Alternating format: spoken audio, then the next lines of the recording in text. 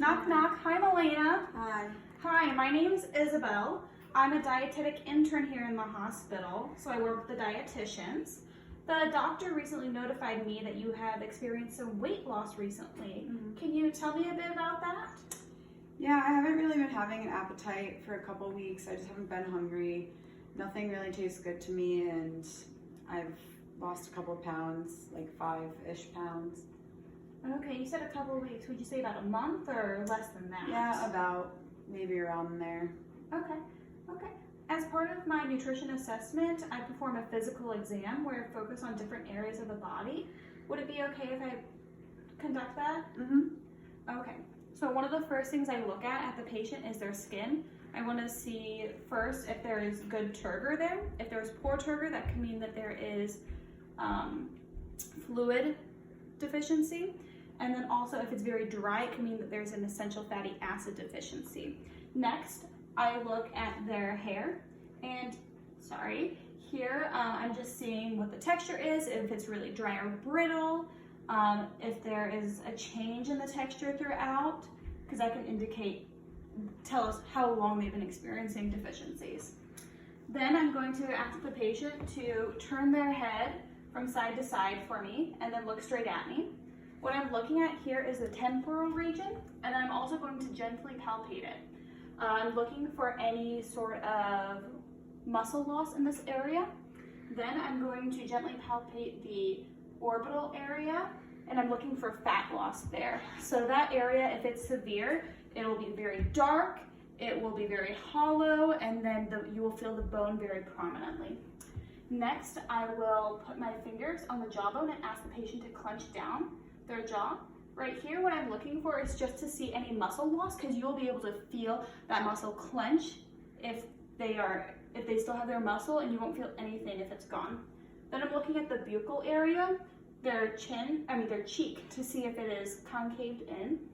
Next, I'm going to ask the patient to open their mouth so I can just look in it.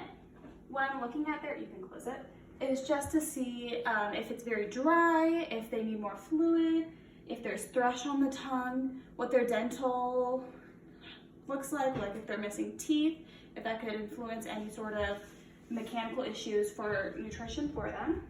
Next, I'm going to, is it okay if I bring down the blanket a little? I'm looking at the clavicle right here. What you're looking for is to see if there is an indentation in the clavicle. I've noticed some dietitians don't touch the clavicle and some do. I've been told that your finger can go below the first knuckle in the clavicle, that means it is severe. Then I'm going to look at her shoulder a little bit, see if it looks bony. And then next I'm going to have the patient sit up a little bit, please. Do you mind doing that? No. And then I'm going to have them give me their arm, if you don't mind. And I'm going to hold their hand with mine, have them push against mine while I feel the back of their shoulder. I'm looking for the difference between the bone, you can release, between the bone and the muscle to see if there is muscle loss there.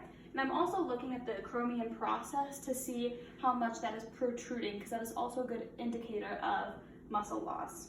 Now I'm also going to take that position with the patient, bring their arm up, and I'm going to take my 2 forefingers and bring them down and just look for that subcutaneous fat there, if there's any, without pinching the muscle.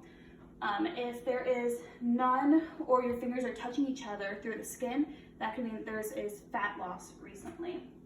Next, I'm going to look at the back right here.